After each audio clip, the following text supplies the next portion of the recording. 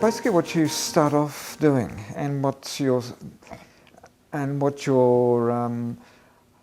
the idea is at the start. Is it an idea that can be, well, that it can be told in the present, in the evolving present, or can it be something that's just essentially about the past? That's an incident that's happened. And I've made films like that, The Secret Safari being one, which, you know, and these films are scheduled and structured and, you know, not, almost a script could be written before you start shooting. But even in those films, I find that, you know, one needs to throw away the script when one actually starts filming. The script is really just a starting point. But the kinds of documentaries I tend to make tend to be more, you know, following people's journeys, I guess I could say anecdotally. It's following you engage with a group of people.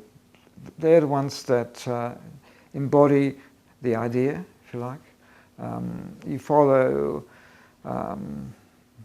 what happens to them, I guess, social interaction over a period of time. And in that process, you craft a narrative. If you like, a script is written in the telling. So as you're filming, you actually are crafting the story as you go along. You're working out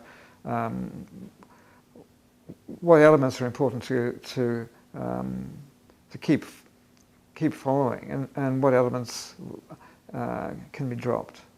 In other words, for instance, in a documentary like Molly and Mubarak, you know, I had several Afghans in this country town of Young that I was interested in possibly following, but quite quickly it became clear to me that the film was about the relationship between Molly and Mubarak, and that in a way was a metaphor for the way that Australians at that point of history, 2003 and still now, regarded asylum seekers, refugees, with a degree of ambivalence.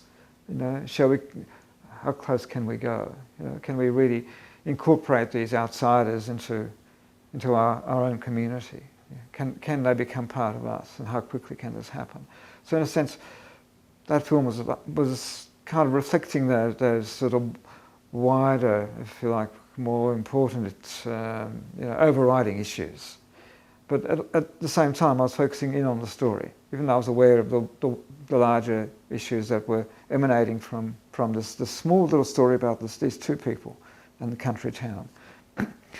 And so, when the relationship finally broke up, the film wasn't quite over, because I wanted to find out what happened to Mubarak, and I kept following him, and his story really only finished when he wrote his application for his permanent visa, and also left this country town forever, and took off into, you know, the wide blue yonder, if you like, for, you know, another life, essentially.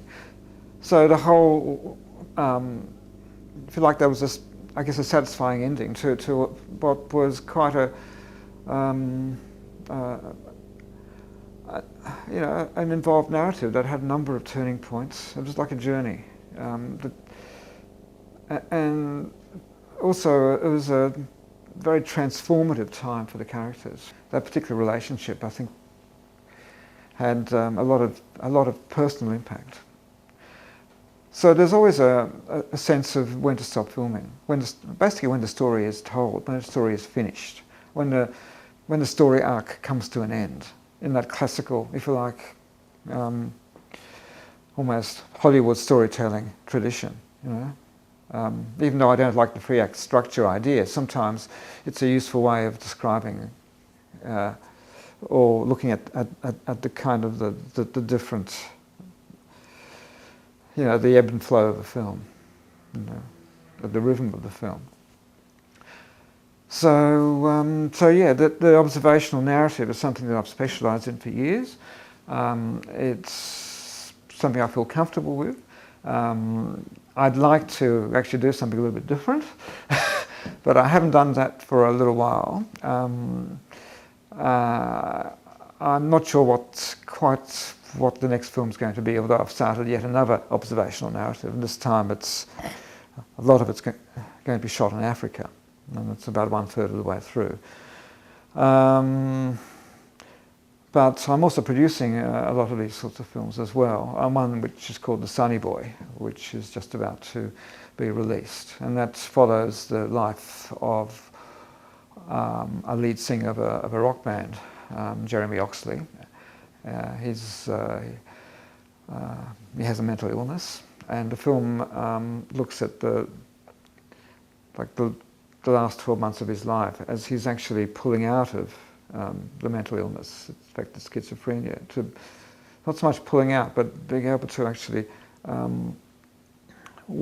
live with it, and in such a way that he's able to function again and start playing music again. So it's quite it's a very, I believe, a very good film, and I've been working with director Kay Harrison on this, and it's getting to the point where I think it'll impact on a lot of people.